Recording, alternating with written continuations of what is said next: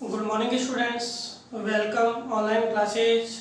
विद्यार्थियों, हमने कक्षा 11 के अंतर्गत पिछले वीडियो में हमने पढ़ा कि भूगोल विषय क्या है, भूगोल विषय हम क्यों पढ़ें, भूगोल में हम क्या क्या पढ़ेंगे और भूगोल जो है वो हमें क्यों लेना चाहिए, क्यों विषय को हम चुने। ये कुछ प्रश्न थे जो हमने पढ़े। विद्यार्थियों, हम अपने विषय के जो अध्ययन को आगे बढ़ाते हुए आज हम देखेंगे भूगोल विषय के अंतर्गत भूगोल की कुछ परिभाषाएं देखेंगे। और परिभाषाएं देखना इसलिए आवश्यक है क्योंकि कोई भी विषय हम पढ़ने जा रहे हैं तो उसको पढ़ने से पहले हमें जानना आवश्यक है कि ये विषय है वो क्या है, इस विषय में हम कौन कौन सी क्रियाओं का अध्ययन करेंगे। तो विद्यार्थियों, भूगोल विषय जैसा कि हमने पढ़ा था एक व्यापक विषय है जिसका संबंध हमारी पृथ्वी और मानवीय स्वरूप से है, यानी भौतिक वातावरण और मानवीय वातावरण दोनों से क्या है, इस विषय का संबंध है। भूगोल विषय जो है उसके अंतर्गत हम मानवीय क्रियाओं और भौतिक क्रियाओं के अंतर संबंधों के अध्ययन को पढ़ते हैं। जैसा कि हमने भूगोल के शाब्दिक अर्थ को पढ़ा कि भूगोल जियो और ग्राफोस, तो जो शब्द है उनसे मिलकर बना है। जियो का मतलब पृथ्वी और ग्राफोस का मतलब वर्णन करना, यानी पृथ्वी का वर्णन करना। और पृथ्वी के वर्णन में आपके जो पृथ्वी तल है उसकी बात आती है। और पृथ्वी तल जो है वो क्या है, बताया था मैंने आपको कि जो हमारी पृथ्वी है उसका जो आंतरिक भाग जहाँ तक मानव की पहुँच है और ऊपरी भाग जहाँ तक मानव की पहुँच है, यानी वायुमंडल, जलमंडल, जीवमंडल, स्थलमंडल, ये सारे मंडल जो है उन सभी मंडलों का अध्ययन हम किस में करते हैं, हमारे विषय भूगोल में करते हैं। व्यापक विषय है, पहले हमने पढ़ा भी है, सोशल साइंस यानी सामाजिक विज्ञान में पढ़ रहे थे और यह है पृथक रूप से पढ़ा जाने लगा। विषय के दौरान देखें तो प्राचीन काल से लेके वर्तमान काल तक अनेक विद्वानों ने इसके बारे में अपने अपने विचार कहे। आरंभ में जो विद्वान थे उन्होंने अपने विचारों में पृथ्वी की जो स्थिति है, पृथ्वी की रूपरेखा है, उसको अलग अलग रूप में बांटा। धीरे धीरे विकास हुआ तो उन्होंने जाना कि वास्तव में जो पृथ्वी है उसकी शेप जो है जियोड है और यह सूर्य के चारों तरफ चक्कर लगा रही है। और सूर्य के चारों तरफ चक्कर लगाने से पृथ्वी में बहुत सारे परिवर्तन देखने को मिल रहे हैं। ये सारी बातें हम स्टेप बाय स्टेप अध्ययन करेंगे। सबसे पहले हम देखते हैं भूगोल क्या है, फिर देखेंगे भूगोल की शाखाएं।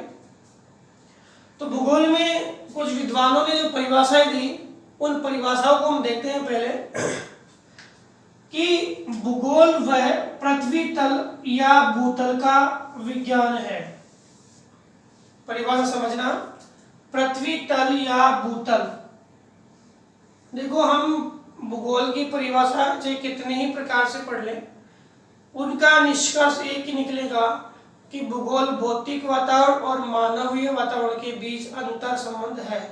अब पृथ्वी तल का मतलब है हमारी पृथ्वी है, उसका आंतरिक भाग जहाँ तक मानव की पहुँच है, अभी बताया था मैंने ऊपरी भाग जो वायुमंडल का, इसके अलावा जलमंडल और स्थलमंडल, ये सारे जो क्षेत्र है वो आपके पृथ्वी तल में आते हैं जिसका हम अध्ययन करते हैं। तो पृथ्वी तल में कौन कौन रहता है? पृथ्वी तल में समस्त भौतिक घटनाएं घटित होती है, पृथ्वी तल में समस्त जैविक घटनाएं घटित होती है और पृथ्वी तल में समस्त मानवीय क्रियाएं घटित होती है। तो उस भौतिक, जैविक और मानवीय क्रियाओं के अध्ययन को हम क्या है, भूगोल विषय के अंतर्गत पढ़ते हैं। तो समझ में आया होगा कि भूगोल पृथ्वी तल या भूतल का विज्ञान है।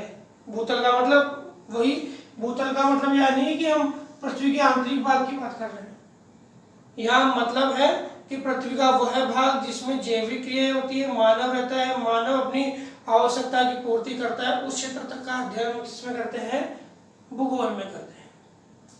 इसमें लिखा हुआ कि इसमें स्थान, क्योंकि भूगोल जो है उसमें स्थान को प्राथमिकता दी जाती है। इसको स्थान को, उसमें स्थान का मतलब है कि कौन से क्षेत्र में अलग अलग क्षेत्रों की अलग अलग महत्वता, अलग अलग क्षेत्रों का अलग अलग भौतिक रूप है, अलग अलग क्षेत्रों में अलग अलग मानवीय क्रियाएं रहती है।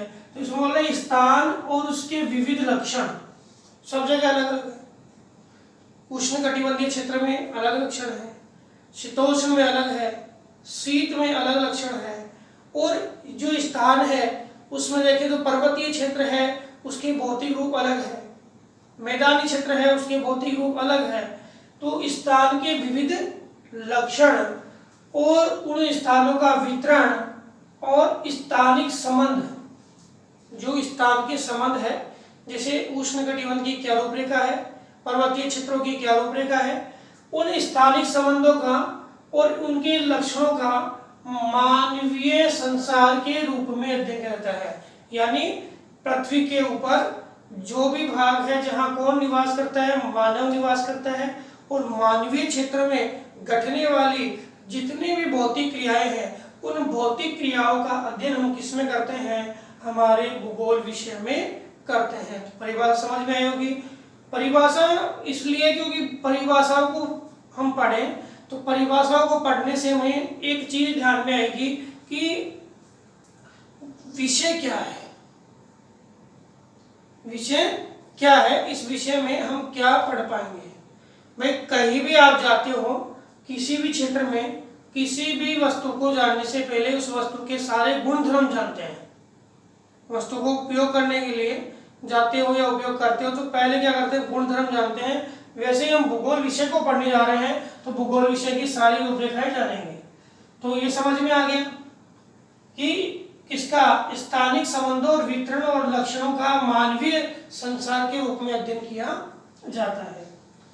अगला है कि भूगोल पृथ्वी और मानव के पारस्परिक संबंधों का अध्ययन है। सिंपल सी परिभाषा है, पृथ्वी और मानव दोनों के बीच में जो संबंध है, पारस्परिक संबंध है, उसका अध्ययन, उसका संबंधों का विज्ञान ही क्या है, भूगोल है।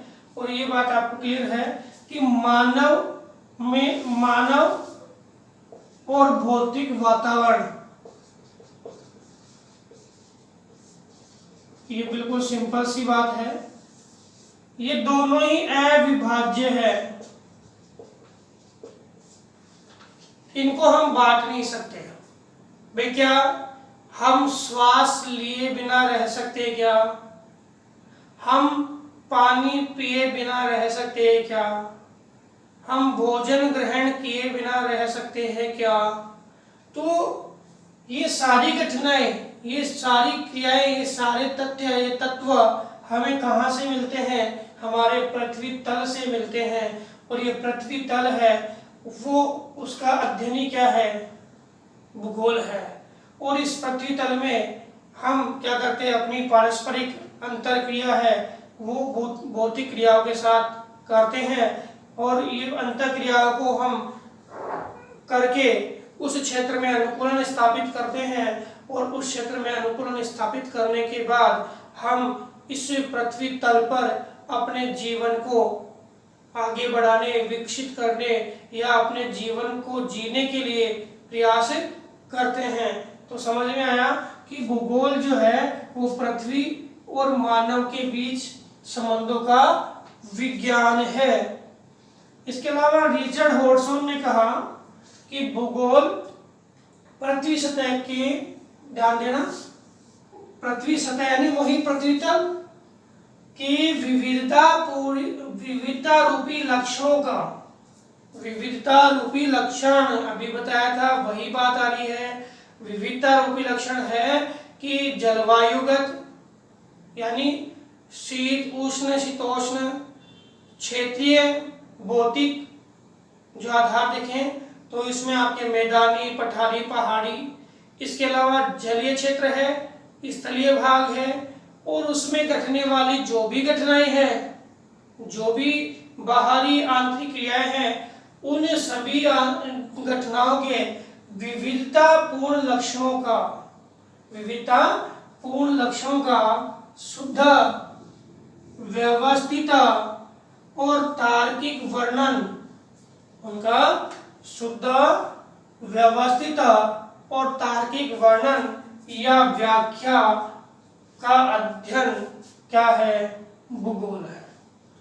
यानी हमारे पृथ्वी पर जितने भी विविधतापूर्ण लक्षण हैं, उन लक्षणों का, अब लक्षणों के साथ अंतःक्रिया किसकी रहेगी? मानव की। अंतःक्रिया किसकी रहेगी? मानव की। तो ये विविधतापूर्ण जो लक्षण है उनका व्यवस्थित और तार्किक वर्णन, व्यवस्थित और तार्किक वर्णन और व्याख्या क्या कहलाएगा? भूगोल। जितने भी क्षेत्र है उनकी तार्किक वर्णन या व्याख्या क्या कहलाएगा? भूगोल। पीटर हेगेट ने कहा, पीटर हेगेट ने क्या कहा कि पृथ्वी तल पर मानव वातावरण और प्रदेशों के स्थानिक तथा पारस्परिक संबंधों का अध्ययन क्या है? भूगोल है।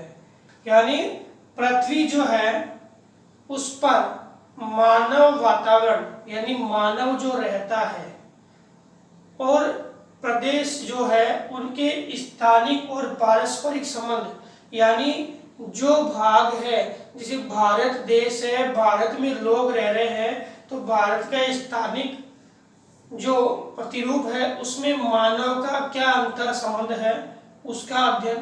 किसी भी क्षेत्र में मानव रह रहा है तो क्यों रह रहा है मानव, उसके पीछे कौन है, भौतिक वातावरण की अनुकूलता है, और अनुकूलता मानव ने किस प्रकार से स्थापित की, क्योंकि वह अनुकूलता मानव के लिए सहज थी, सहज संभव थी, तब उसने क्या कर लिया? अनुकूलता को स्थापित कर लिया। अगर संभव नहीं होती तो मानव अपने प्राणों को त्याग देता। तो समझ में आया? पृथ्वी तल वही बात है, आंतरिक भाग और मानव वातावरण और प्रदेशों के स्थानिक पारस्परिक संबंधों का अध्ययन क्या है? भूगोल है। अब आइए कांट, जो कांट है, इमैनुअल कांट, इन्होंने कहा कि भूगोल वह विज्ञान है, भूगोल वह विज्ञान, बताया था ना, geography is scientific subject. Geography क्या है?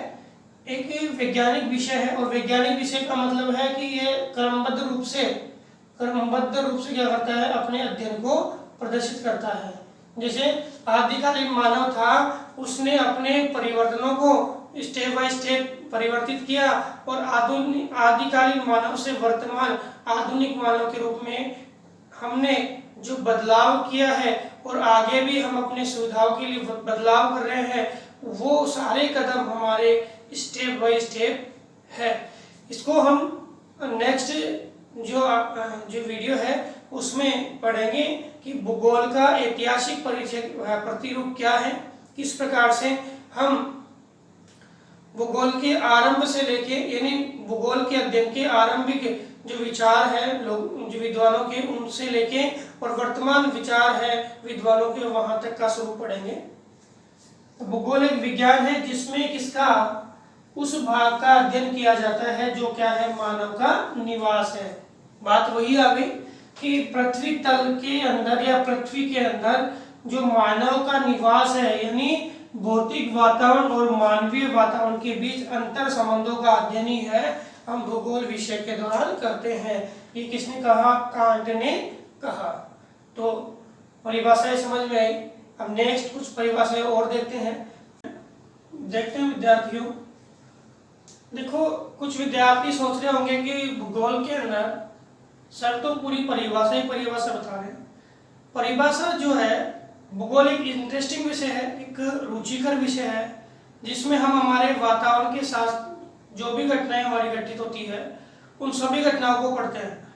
मतलब हम क्या पढ़ेंगे? आपने पढ़ा था कि हम भूगोल में पृथ्वी की उत्पत्ति से लेके पृथ्वी के निर्माण की प्रक्रिया के साथ साथ हम जो वर्तमान की घटनाएं हैं उनको पढ़ते हैं। और आपने कक्षा 9th में पढ़ा भी है कि हमने भारत के प्रदेशों के बारे में पढ़ा, हम विश्व के प्रदेशों के बारे में पढ़ेंगे, जनजातियों के बारे में पढ़ेंगे, वहाँ के कल्चर के बारे में पढ़ते हैं।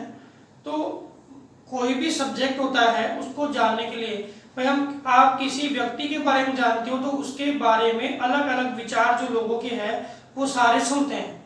उसी प्रकार जो हमारे सब्जेक्ट को हम पढ़ने जा रहे हैं तो उस सब्जेक्ट के बारे में हम जानते हैं कि इस सब्जेक्ट में क्या क्या विशेष है, और ये जब सब चीज जानते हैं उसके बाद ही हम उस व्यक्ति से अपने विचारों का तालमेल बिठाते हैं। उसी प्रकार हम विषय के अध्ययन, अगर मान लो परिभाषा को या विषय के कुछ तथ्य अगर जानेंगे उसके बाद ही हमारी रुचि किसमें होती है, विषय में होती है।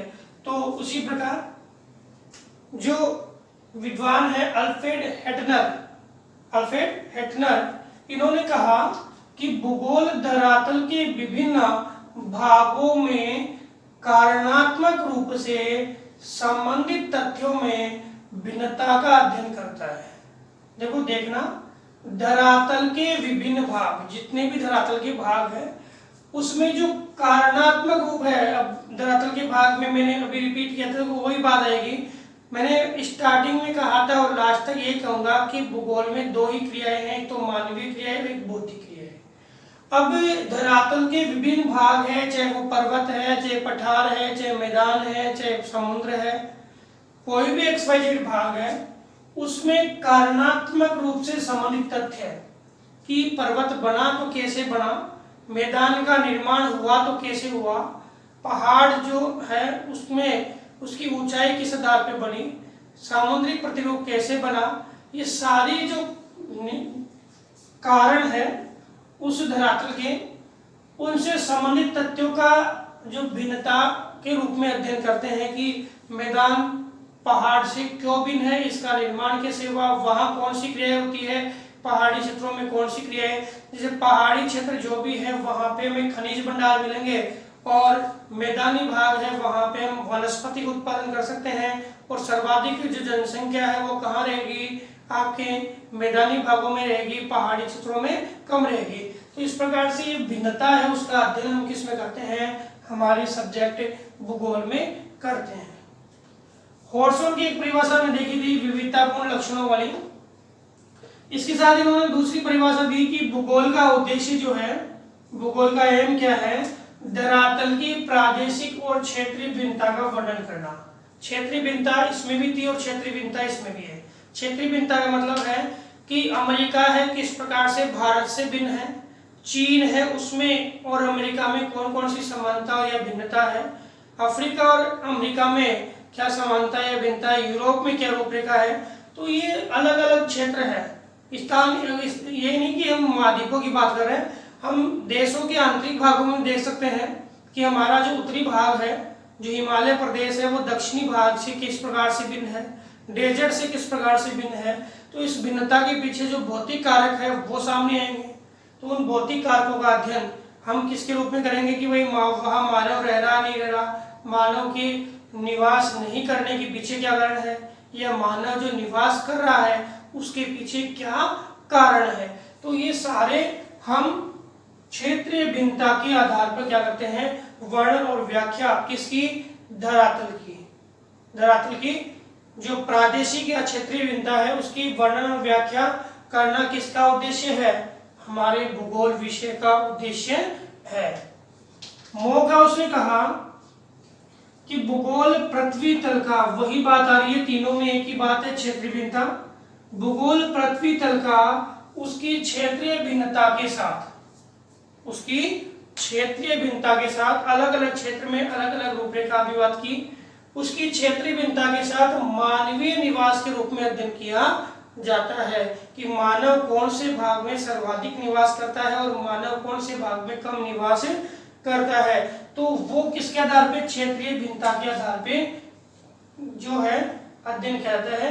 अब हम मानव भूगोल के अंतर्गत पढ़ते हैं कि विश्व में जनसंख्या का वितरण असमान है, जनसंख्या का वितरण क्या है, असमान है।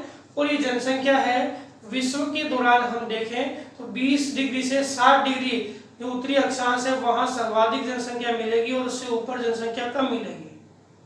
विश्व की सर्वाधिक जनसंख्या लगभग 60% जनसंख्या आपकी एशिया में मिलेगी, यूरोप और एशिया में लगभग 70% जनसंख्या ज्यादा जनसंख्या मिलेगी। क्यों मिलेगी, उसके पीछे रीजन है भौतिक अनुकूलता। क्या रीजन है? भौतिक अनुकूलता। तो ये बोल रहा है कि क्षेत्रीय भिन्नता के साथ हम मानवीय निवास के रूप में भूगोल का अध्ययन करते हैं।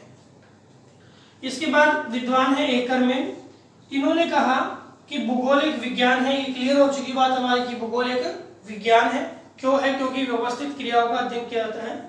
भूगोल एक विज्ञान है जिसमें पृथ्वी तल पर समस्त मानव जाति, जितनी भी मानव जाति हमारी पृथ्वी पर रहती है, और उसके प्राकृतिक वातावरण, बताया था ना भौतिक और मानव, प्राकृतिक वातावरण की पारस्परिक क्रियाशील प्रणाली, जो मानव जहां भी रहता है वो प्राकृतिक वातावरण के साथ क्या करता है? अंतर संबंध स्थापित करता है। उस अंतर संबंध की जो क्रियाशील प्रणाली है उसका विस्तृत अध्ययन कौन करता है? भूगोल करता है। उसका विस्तृत अध्ययन कौन करेगा? भूगोल करेगा। तो निष्कर्ष रूप से हम कह सकते हैं कि जो भूगोल विषय है वो भौतिक पर्यावरण और मानवीय पर्यावरण का क्षेत्रीय विभिन्नताओं के साथ अध्ययन करता है, और वह मानव के समस्त क्रियाकलापों को जो उसका उद्देश्य क्या है भूगोल का, कि मानव के समस्त क्रियाकलाप जो भौतिक वातावरण के साथ संबंध स्थापित करते हैं उनको हम बहुत ही विस्तार पूर्वक पढ़ें, जिससे हमें प्रत्येक जो एरिया है अपने विश्व के उनके भौतिक और मानवीय प्रदेशों का पता लग पाए। तो विद्यार्थियों, आज हमने भूगोल के कुछ परिभाषात्मक रूप को पढ़ा। नेक्स्ट वीडियो में भाई विद्यार्थियों आप देखते हो कि ये भूगोल जो विषय है उसमें आपने परिभाषाएं पढ़ाई है, तो ये तो बहुत ही बोरिंग चैप्टर हो गया। लेकिन मैं बोल रहा हूँ कि जो परिभाषाएं जिस विद्यार्थी को समझ में आ गई, उसने पढ़ी है, उसके लिए सब्जेक्ट बोरिंग नहीं, सब्जेक्ट इंटरेस्टिंग हो गया। उसको पता है कि हम क्या क्या पढ़ेंगे, क्षेत्रीय भिन्नताएं क्या क्या होगी, क्षेत्रीय भिन्नताएं क्या क्या होगी, मानव और भौतिक वातावरण का संबंध किस प्रकार से होगा, ये सारी जो रुचिकर बातें हैं इसको हम किस में पढ़ेंगे? भूगोल विषय में। तो आज हमने इन परिभाषाओं के बारे में अध्ययन किया, और अगले वीडियो में हम भूगोल के कुछ ऐतिहासिक जो परिदृश्य है उनको देखेंगे, साथ ही भूगोल विषय का जो वर्गीकरण है उसको देखेंगे। धन्यवाद।